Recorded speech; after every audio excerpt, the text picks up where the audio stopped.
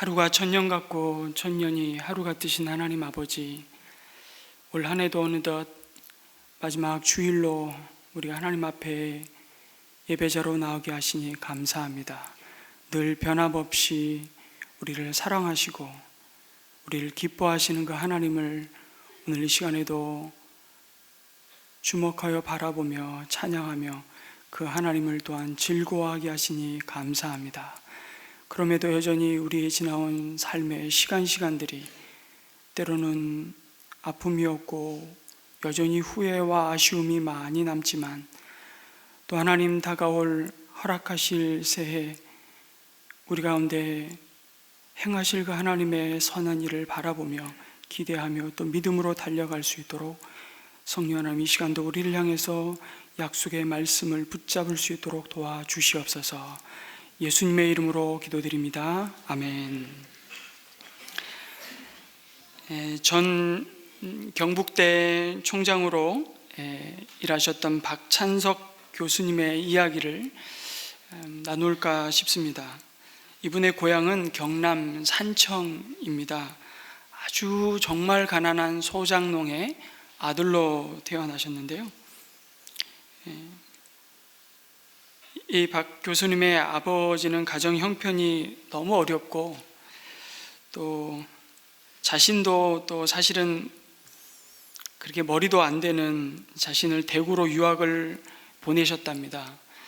그래서 대구 중학교를 다녔는데 공부가 얼마나 하기 싫었던지 그 당시에 보통 이제 시골에서 대도시로 유학을 간다고 표현할 정도로 사실 진학하는 것이 쉽지 않은 가난한 소장농의 아들이었기 때문에 진주로 가기도 하고 산청이었기 때문에 대구로 가면 더 정말 얼마나 힘들게 자식 한 명을 공부시키기 위해서 뒷바라지를 하기 위해서 얼마나 희생하고 헌신하셨는지를 이제 이 교수가 돌아보게 된 것입니다. 그런데 그때는 얼마나 외롭고 힘든 유학 생활을 했는지 공부하기가 너무 싫어서 1학년 첫 학기에 이제 1년이 끝나고 성적표를 받았는데 68명 중에 68등 꼴찌를 했습니다. 정말 부끄러운 성적표를 가지고 고향에 가는 이 어린 마음에도 그 성적표를 내밀 자신이 없었답니다. 그래서 당신이 교육을 받지 못한 한을 이 자식을 통해 풀고자 했는데 이 꼴찌라는 이 성적표를 도무지 내밀을 수가 없어서 이 박 교수님이 그때 성적 조작을 한 겁니다. 끼니를 제대로 잊지 못하는 소장농을 하면서도 아들을 중학교에 보낼 생각을 한 아버지를 떠올리니까 너무 두려운 거죠. 그래서 잉크로 기록된 성적표를 적당히 성적을 올렸어야 되는데 1등으로 만들어버린 겁니다. 68등에서 1등. 이거 천지가 개벽을 한 거죠. 아버지는 이제 초등학교도 그 당시에는 보통 학교라고 불렸는데 다니지 않으셨던 분이기 때문에 자기가 1등으로 고친 성적표를 알아차리지 못할 것이라고 생각을 했던 겁니다.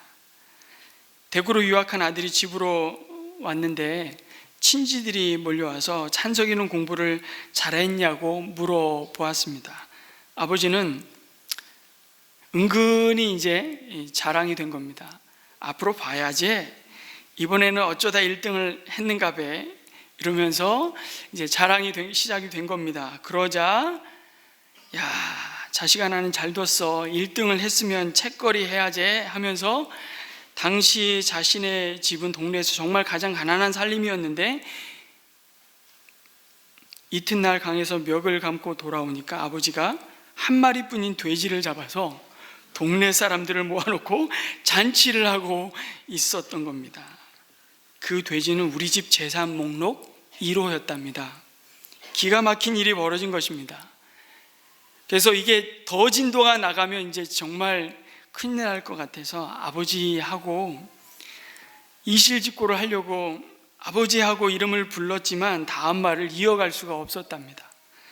그리고 그 자리에서 달려 나갔는데 그 뒤로 나를 부르는 소리가 계속 들렸지만 겁이 난 자신은 강으로가 죽어버리고 싶은 마음에 물속에서 숨을 안 쉬고 버티기도 하고 주먹으로 자기 머리를 내리치기도 하면서 참 그날의 충격을 잊을 수가 없었다고. 그 충격적인 사건 이후에 자신이 달라졌다고. 항상 그 일이 머리에 맴돌고 있었기 때문이라고. 그때부터 17년이 지난 후 자신은 대학 교수가 되어 있었다고 고백합니다.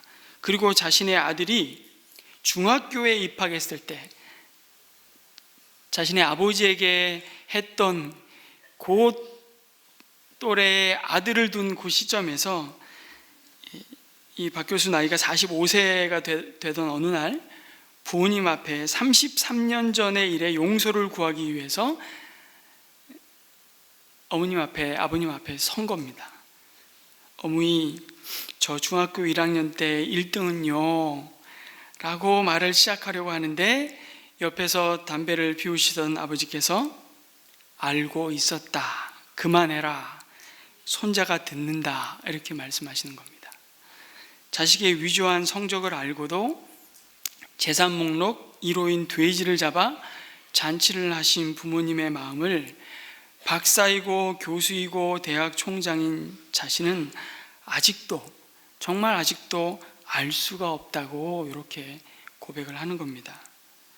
여러분, 이 사람의 사랑은요 늘 부족하고 변질되기 쉬운 사랑입니다. 아무리 너 없이 못 살아, 너 죽으면 나도 죽을래, 남녀의 사랑이 불꽃 같아도 그 사랑 역시 곧 세월 앞에 왜곡되고 그 사랑이 자신의 이기적인 욕심으로 상해버리는 것을 경험합니다. 그나마 부모의 자식 사랑이 조금은 덜 하겠죠. 그래서 그 사랑이 박찬석 교수로 하여금 고백을 하게 만듭니다. 그래서 부모님의 사랑을 우리는 부모님의 은혜라는 말로 표현하지 않습니까? 여러분, 은혜가 뭡니까? 다시 한번 올해 이 마지막 주일을 하나님 앞에 예배를 드리면서 이 은혜를 생각해 보았으면 좋겠습니다. 은혜가 뭡니까? 대가 없이 받을 자격이 없지만 그 사랑을 받았다는 겁니다. 그것이 은혜입니다. 우리는 우리의 부모님을 통해서 그 은혜를 사실은 조금 경험합니다. 그러나 그 은혜도 조건적입니다. 완전할 수 없습니다. 부모인 우리 자신을 보면 알 수 있지 않습니까? 그런데 인간의 불완전하고 상해버리기 쉬운 사랑과는 비교할 수 없는 온전하고 무조건적인 사랑과 은혜로 나를 기뻐하시는 하나님의 모습을 오늘 스바냐 선지자의 입을 통해 들려주십니다. 그것도 하나님을 배반하고 하나님의 사랑과 은혜를 거부하고 하나님께 등 돌린 이스라엘 백성을 향하신 단호한 심판의 말씀과 함께 이 은혜를 약속하여 주고 있습니다. 스바냐 3장 17절 말씀을 개역개정 성경으로 읽으니까요 훨씬 그 하나님의 은혜, 그 하나님의 조건 없는 사랑이 더 깊이 마음에 담겨지는 것 같아요. 그래서 개역 성경으로 여러분 더 익숙할 텐데 다시 한번 같이 읽어봤으면 좋겠습니다. 시작. 너의 하나님 여호와가 너희 가운데 계시니 그는 구원을 베푸실 전능자시라. 그가 너로 말미암아 기쁨을 이기지 못하시며 너를 잠잠히 사랑하시며 너로 말미암아 즐거이 부르며 기뻐하시리라 하리라. 아멘. 여러분은 여러분 자신을 기뻐할 수 있습니까? 자존감에 대한 질문입니다. 여러분은 자신에 대해 만족하십니까? 아프게도 오늘 한국 사회는 이 질문에 긍정적인 답보다는 부정적인 답변이 훨씬 높다는 사실을 우리는 각종 통계 조사가 발표하고 있는 것으로 늘 확인하게 됩니다. 여전히 자살률 세계 1, 2위를 다투고 삶의 만족도가 OECD 국가 중에 거의 바닥권인, 그러다 보니 지난주 통계에 이런 발표가 났더라고요. 인구 성장률 드디어 0%가 된 사회가 되었습니다. 연간 사망하는 국민의 인구수와 출생하는 인구수가 드디어 똑같아졌다는 것입니다. 우리 사회의 청년들은 미래에 대한 소망을 포기하고 살아갑니다. 나도 내가 싫은 세상을 살고 있습니다. 나도 나를 기뻐하지 못하고 사랑하지 못하는 모습에서 다른 누군가가 나를 기뻐하고 사랑한다는 사실을 정말 마음으로 진심으로 받아들이기란 쉽지 않습니다. 더더군다나 내가 누군가를 기뻐해주고 사랑할 힘이 우리에게는 없다는 것을 우리는 경험합니다. 정말로 살맛을 잃어버린 세상입니다. 여러분, 사람을 살맛나게 하고 정말 행복하게 하는 것이 무엇일까요? 그것은 조건 없이 사랑받는 것입니다. 내 모습 그대로 누군가에게 받아들여질 때입니다. 왜 그렇습니까? 하나님은 사람을 창조하실 때 본래 사랑하고 사랑받는 존재로 지으셨기 때문입니다. 하나님이 인간을 하나님의 형상으로 지으셨고 인격적으로 교제하도록 창조하셨다는 그 의미 가운데 가장 중요한 내용이 바로 이것입니다. 사랑하고 사랑받는 관계로 지으셨다는 것입니다. 그런데 이 가장 복된 하나님의 온전한 사랑을 받고 서로를 사랑하는 존귀한 관계가 무너지고 파괴된 원인이 다른 것이 아니라 바로 죄라고 끊임없이 성경은 우리에게 보여주고 있습니다. 죄가 무엇입니까? 하나님이 계셔야 할 그 자리에 자기가 있는 것입니다. 하나님을 무시하는 태도입니다. 죄란 본질적으로 나의 인생살이에서 하나님을 무시해 버리는 것입니다. 그것은 곧 하나님이 주시는 사랑을 거부하는 태도이죠. 우리를 사랑하시고 우리를 지으시고 우리에게 삶의 의미와 가치와 목적을 주시는 하나님이 없다고 믿는 것입니다. 이것이 하나님을 모욕하는 것입니다. 그것이 교만의 모습이죠. 더 이상 하나님이 필요하지 않다고 여기는 마음이 바로 교만입니다. 죄는 그렇게 시작되었습니다. 스바냐 선지자는 하나님이 함께 하심으로 견고하고 아름다웠던 성 예루살렘 성에 대해 3장 1절에 그래서 이렇게 말씀합니다. 망하고야 말 도성아, 반역하는 도성아, 더러운 도성, 억압이나 일삼는 도성이라고 탄식합니다. 그리고 곧 그들에게 돌이킬 수 없는 심판의 날, 곧 여호와의 날이 닥칠 것을 선언합니다. 어쩌다가 이렇게 되었습니까? 그들이 하나님보다 눈에 보이는 그들에게 힘이 되어주고 그들을 지켜줄 것 같은 주변 열강, 아수르와 애굽을 의지하고 더 나아가 여전히 그들 삶의 자리에 깊숙이 들어와 있는 주변 열방들의 우상을 섬겼던 것입니다. 그러면서 정작 그들은 그들의 수치를 부끄러워하거나 수치를 알지 못했다고 주님이 말씀합니다.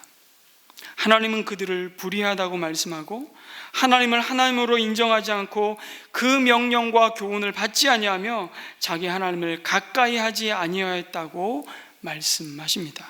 바로 하나님 앞에 스스로 높아진 교만의 모습이었습니다. 그리고 하나님이 떠난 그 자리에 인간은 자기에게 행복을 가져다 줄 것처럼 말하는 것들을 채우기 위해 발부둥치며 살아갑니다. 그런 것들을 요약하면 한 4가지 정도로 분류할 수 있을 겁니다. 쾌락, 명예, 권력, 그리고 이 모든 것을 다 살 수 있다고 생각하는 돈일 것입니다. 이것들이 채워지면 우리는 행복할 것이라 착각합니다. 그것은 정말 착각입니다. 스바냐 선지자는 결국 우리 안에 하나님이 계실 때 행복한 자들임을 선포하고 있습니다. 특별히 스바냐 선지자는 사람들이 하나님을 대적하고 하나님 없이 살아가는 온 세상을 심판할 때에 그럼에도 여전히 하나님을 경외하며 하나님께 붙들림 받아 하나님께 쓰임을 받는 사람들이 있다고 말씀하십니다. 이 세상의 대다수의 사람들이 주님 없이 살아도 주님을 배척하여도 그들과 반대의 길을 걷는 사람들이 있다고 말씀합니다. 그들이 바로 하나님의 기뻐하심을 입은 자, 곧 남은 자들이라고 말씀합니다. 그들을 향해 하나님은 스바냐 선지자의 입을 통해 치유와 회복의 메시지를 말씀하십니다. 그 남은 자들이 누구입니까? 그 남겨진 자들은 하나님의 이름을 부르는 자들입니다.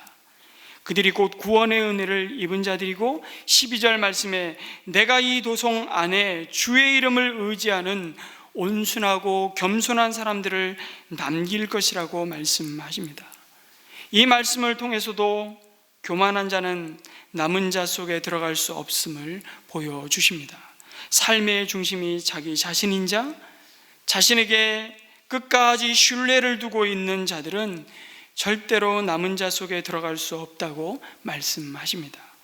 하나님은 이 남은 자들로 말미암아 기쁨을 이기지 못하신다고 말씀하십니다. 그들로 말미암아 즐거이 부르며 기뻐하리라고 말씀하십니다. 여러분, 하나님은 항상 찬양을 받으시는 분인데, 여기서 남은 자들 때문에 그 하나님이 노래를 부르신다고 말씀하십니다. 왜 하나님이 이토록 흥분하시는 걸까요? 그들에게 하나님의 전부, 아니 하나님 자신을 주셨기 때문입니다. 하나님의 기뻐하심을 받은 이 남은 자들에게 주어진 은혜가 무엇이냐고 오늘 말씀해 주고 있습니다. 첫 번째는 15절에 있는 말씀처럼 그들의 죄가 용서받고 그 죄의 값인 사망이 생명을 덧입는 무조건적인 사랑과 구원의 은혜를 받은 자들이라고 말씀합니다. 하나님이 형벌을 제거하였고 다시는 화를 당할까 두려워하지 않는 마음을 이들에게 주셨다고 말씀하십니다. 이것이 남은 자들을 향한 하나님의 은혜라고 말씀하십니다. 이들이 세상에서 어떤 조롱을 받고 어떤 취급을 당하더라도 하나님이 마침내 그들을 기억하리라고 약속하십니다. 그들이 흩어져 유리방황하는 그 자리에서 그들을 불러 모을 것을 말씀하십니다. 그 남은 자들을 향한 하나님의 사랑은 끝이 없다고 말씀하십니다. 그들을 향한 하나님의 자비와 긍휼은 마침표가 없다는 것입니다. 이 은혜가 누구에게 주어질 것이라고 약속하십니까? 하나님의 이름을 부르며 그의 얼굴을 구하며 그에게 피하는 자에게 주어질 것이라고 약속하십니다. 여러분, 이 은혜가 바로 예수 그리스도 안에 있는 자들을 향한 구원의 언약입니다. 이 은혜는 죄에 대한 회개의 열매이기도 하고 또한 회개를 가져오기도 합니다. 하나님은 자신이 친히 구별하여 친백성 삼으신 이스라엘 백성이 스스로 교만하여 우상을 섬기며 자신의 길로 걸어갈 때 여전히 오래 참으셨습니다. 그리고 돌아오기를 기다리셨습니다. 그러나 영원히 참으시는 것은 아닙니다. 그 멸망의 길로 가는 그들을 향해 심판의 경고를 하십니다. 그리고 동시에 스바냐를 통해 그 심판이 끝난 후에 이스라엘의 남은 자들에게 구원의 은혜가 임할 것을 선포하십니다. 잠잠히 사랑한다. 이 의미는요, 하나님께서 백성들의 죄를 덮으셨다는 의미입니다. 하나님께서는 예루살렘의 남은 자들의 죄를 더 이상 문제 삼지 않으실 것이라고 말씀하십니다. 그냥 그들의 죄에 대하여는 사랑 안에서 침묵하실 것이라고 말씀하십니다. 이것이 어떻게 궁극적으로 가능한 현실이 되었습니까? 우리의 모든 죄가 십자가에서 값이 다 치러졌기 때문입니다. 다시 한번 그 약속의 외침을 잊지 않았으면 좋겠습니다. 십자가상에 주님이 마지막으로 외친 선포, 테텔레스타이, 다 이루었도다. 우리의 모든 죄값을 다 지불하셨고 우리의 모든 죄, 과거와 현재와 미래의 모든 죄를 지어버리시고 동이 서에서 먼 것 같이 기억지 않으신다고 말씀하십니다. 그리스도 안에서 우리는 이 하나님의 은혜를 받은 남은 자들입니다. 이 믿음의 확신이 우리가 붙들어야 할 자존감입니다. 11절에서 말씀하십니다. 그 날이 오면 너는 나를 거역한 온갖 잘못을 부끄러워하지 않아도 될 것이다. 이렇게 말씀하시죠. 그래서 우리는 이렇게 고백할 수 있는 것입니다. 나의 나된 것이 하나님의 은혜로다. 내가 부득불 자랑하노니 나는 십자가를 자랑한다고 고백하는 것입니다. 하나님의 은혜로 이 쓸데없는 자 왜 구속하여 주는지 난 알 수 없습니다. 그러나 확실히 내가 아는 것은 나를 사랑하시고 여전히 나를 붙드시는 그 하나님의 은혜가 내 삶을 붙들고 있다는 사실입니다. 하나님의 기뻐하심을 받은 이 남은 자들에게 주어진 그 은혜가 또 무엇입니까? 하나님이 우리 가운데 함께 하시는 임마누엘의 은혜입니다. 여러분, 사람에게 가장 큰 형벌은 다른 것이 아닙니다. 하나님이 그들을 버리고 함께하지 않으시는 것입니다. 바로 그곳이 지옥입니다. 하나님이 함께 하시지 않는 곳이 지옥이죠. 하나님의 사랑과 용서와 은혜가 미치지 않는 곳, 하나님이 함께 하시지 않는 그곳이 바로 지옥입니다. 말씀도 주지 않으시고 기도에도 응답지 않으시는 것입니다. 여러분, 어디가 천국이고 어디가 지옥입니까? 우리 아이들은 한창 사춘기 때 이렇게 생각해요. 지옥이 어디냐 그러니까 앞에도 엄마, 뒤에도 엄마, 좌에도 엄마, 우에도 엄마. 잔소리하는 엄마가 함께 있는 곳이 지옥입니다. 천국과 지옥은 장소 개념이기보다는 늘 말씀드리지만 관계의 개념에서 이해를 해야 합니다. 천국은 하나님이 여전히 은혜로 다스리시고 계신 곳입니다. 그래서 하나님께서 우리 마음을 지배하시면 우리 마음이 천국이 되는 것입니다. 심령 천국이죠. 높은 산이 거친 들이 초막이나 궁궐이나 내 주 예수 모신 곳이 그 어디나 하늘나라. 하나님이 오늘도 은혜와 자비로 우리를 덮으시는 그 땅, 그 관계, 그곳이 바로 천국이라고 말씀하십니다. 물론 불완전하죠. 여러분, 우리 가정을 그리스도께서 다스리시면 가정이 천국이 됩니다. 물론 여전히 불완전하죠. 교회를 지배하면 교회가 천국이 되는데 불완전합니다. 이렇게 하나님이 지배하는 곳이 천국인데 죽음이란 과정을 지나면서 이것이 완성되는 것입니다. 여러분, 우리는 여전히 그래서 이 땅 가운데 사실은 공사 중인 사람들이잖아요. 그게 얼마나 큰 위로와 격려가 되는 말씀인지 몰라요. 그래서 아직 이것밖에 안 되나? 자신을 향해서 자책하고 또 누군가를 비난하며 정죄하기에 앞서 나도 상대도 늘 공사 중인 지어져가는 인생들, 그래서 서로 격려하며 그 부족한 부분을 채워가는 인생들로 빚어가고 계시는 그리스도 몸의 한 지체로 서로의 약함을 채워가게 하시는, 그래서 그리스도의 온전한 그 영광 가운데를 점점 나아가게 하시는 은혜가 있다는 사실을 기억했으면 좋겠습니다. 스바냐 3장 15절은 남은 자들에게 놀라운 약속을 주고 계십니다.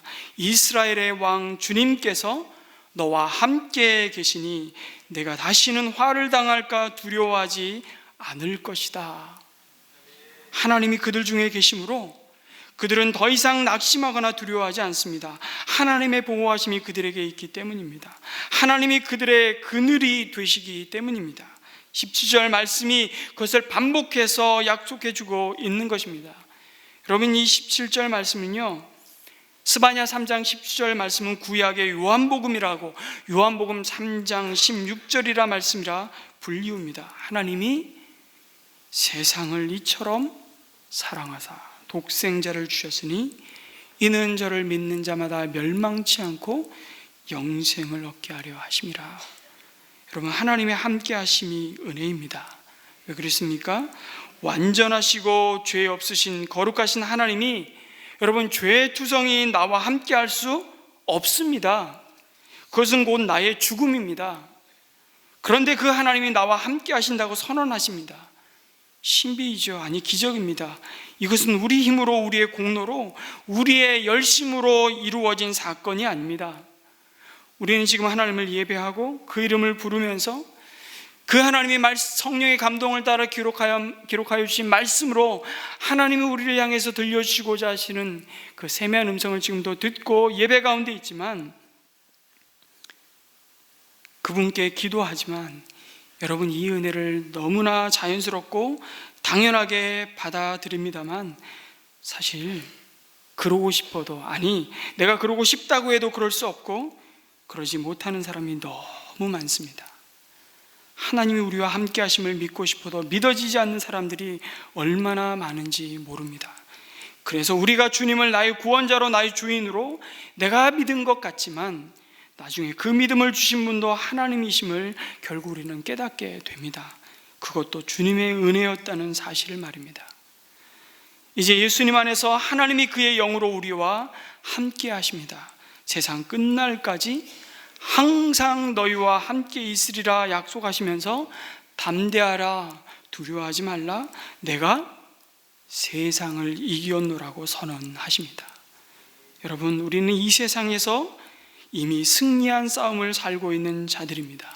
뭐에 대해서요? 모든 죄와 불의와 거짓과 모든 더러운 것과 탐욕과 악한 영들에 대해서 이미 승리한 자들로 서 있다는 사실을 잊지 마시기 바랍니다. 이것이 우리의 존귀함입니다. 이것이 우리가 내세우는 자존감입니다. 그래서 이 세상을 살아가되 죄에 져서 멸망할 자들처럼 구차히 살아가는 자들이 아니라 세상이 감당치 못할 하늘의 시민권자로 당당히 살아가는 것입니다. 우리는 모두 그리스도 예수 안에서 여러분, 이 땅을 이중 국적자로 살아가는 것입니다. 세상에 살지만 천국의 시민으로 이 생에서 영생을 준비하는 자로 삽니다. 그 삶이 대단히 피곤하고 갈등이 됩니다. 왜요? 늘 두 세계 사이의 가치가 충돌하기 때문이죠. 두 세계가 바라보고 추구하는 삶의 의미와 목적이 다르기 때문입니다. 한 길은 결국 죄에 져서 죄의 삭신 사망에 이르는 멸망의 길이요, 또 다른 한 길은 죄를 이기고 죄가 가져다주는 사망의 권세를 깨뜨리시고 부활하여 영생을 누리는 산길입니다. 생명의 길입니다. 이 은혜를 받은 자들이 남은 자들입니다. 여러분, 이 은혜가 어떻게 주어졌습니까? 다시 이 복음, 이 기쁜 소식을 확인하고 확신하기를 기도합니다.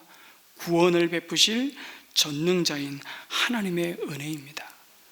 너의 하나님 여호와가 너의 가운데 계시니 그는 구원을 베푸실 전능자시라.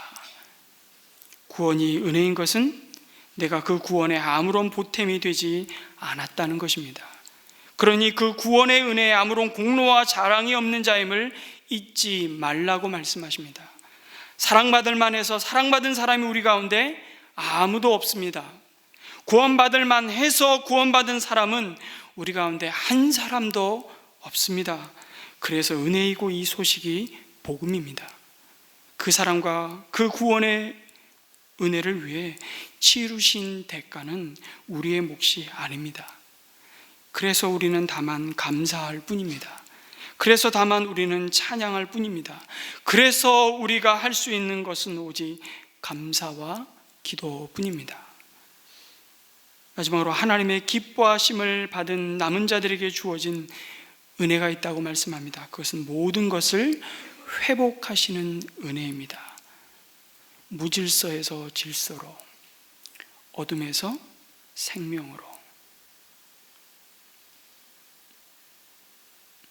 하나님 없이 살아가던 그 삶의 공허가, 그 허무함이 그리스도 안에서 의미 있는 삶으로 회복시키시고 새롭게 하시는 그 은혜가 남은 자들에게, 하나님이 기뻐하시는 자들에게 주어졌다는 것입니다. 우리의 모든 뒤틀려진 관계를, 우리의 약함을, 우리의 말을, 우리의 이름을, 우리의 운명을 바꾸시고 회복하시는 하나님의 손길을 우리는 오늘도 날마다 경험하며 사는 것입니다. 이것은 모든 것이 제자리로 돌아가는 풍경입니다. 다시 한번 시인과 촌장의 노래 하덕규 씨의 풍경이라는 곡의 가사가 생각납니다. 세상 풍경 중에서 제일 아름다운 풍경, 모든 것들이 제자리로 돌아가는 풍경입니다. 그 놀라운 영광과 아름다움이 그리스도 예수 안에서 우리 가운데 이루어진 회복의 은혜요 구원의 은혜입니다. 9절에서 이렇게 약속합니다. 그때에는 내가 뭇 백성의 입술을 깨끗하게 하여 그들이 다 나 주의 이름을 부르며 어깨를 나란히 하고 나를 섬기게 할 것이다. 이것이 그리스도 예수 안에 약속된 회복의 은혜입니다. 19절 동일한 약속을 주십니다. 때가 되면 너를 억누르는 자들을 내가 모두 벌하겠다. 없어진 이들을 찾아오고 흩어진 이들을 불러 모으겠다. 흩어져서 사는 그 모든 땅에서 부끄러움을 겪던 나의 백성이 칭송과 영예를 받게 하겠다고 말씀하십니다. 20절에는 그때가 되면 내가 너희를 모으겠다. 그때 내가 너희를 고향으로 인도하겠다. 사로잡혀 갔던 이들을 너희가 보는 앞으로 데려오고 이 땅의 모든 민족 가운데서 너희가 영예와 칭송을 받게 하겠다. 그리고 확인 도장을 찍으십니다. 누가요? 영원히 변치 않으시고 신실하신 나 주가 말한다. 한번 뱉으신 그 약속을 변치 않으시는 그 하나님의 우리 은혜가 우리 가운데 있음을 믿고 또 다가올 주어질 허락된 또 새해를 믿음으로 맞이하는 저와 여러분 되었으면 좋겠습니다. 우리가 잃어버렸던 영예와 그 칭송을 되찾게 하시겠다고 말씀하시는 하나님, 여러분 우리에게 회복하실 이 궁극적인 영예와 칭송이 무엇이겠습니까? 그것은 의의 면류관입니다. 디모데후서 4장 7절에서 사도 바울은 이 사실을 놀랍게 이렇게 선포합니다. 나는 선한 싸움을 싸우고 나의 달려갈 길을 마치고 믿음을 지켰으니 이제 후로는 나에게 주어질 다가올 그 날에는 나를 위하여 의의 면류관이 예비되었으므로 주 곧 의로우신 재판장이 그날에 내게 주실 것이며 내게만 아니라 주의 나타나심을 사모하는 모든 자에게도 의의 면류관이 예비되었다고 말씀하십니다.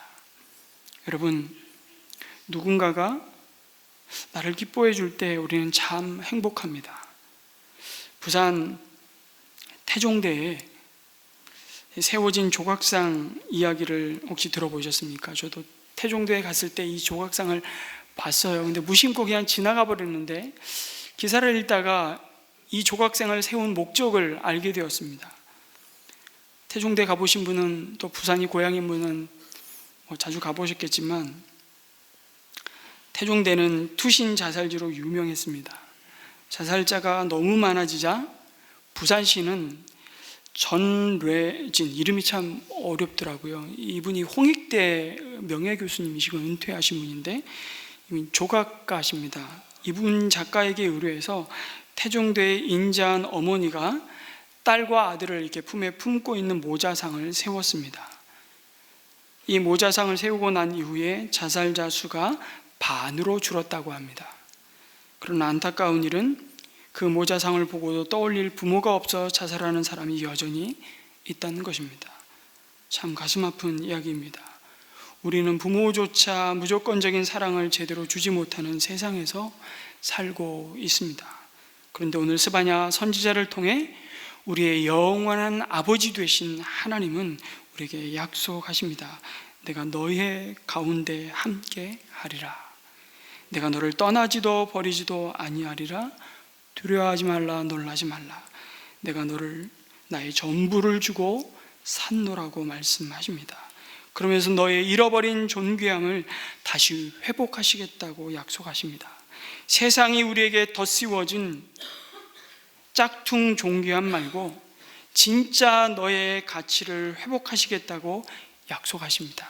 그것이 예수 그리스도 안에서 우리에게 주어진 하나님의 기뻐하심을 입은 자, 약속된 의의 면류관을 씌우시는 하나님의 존귀한 자녀로 부르시는 회복의 은혜입니다. 이 은혜 안에서 다가올 새해도 주님과 발묶고 신실하게 동행하시는 복된 한 해가 되시기를 주님의 이름으로 축복합니다. 아멘.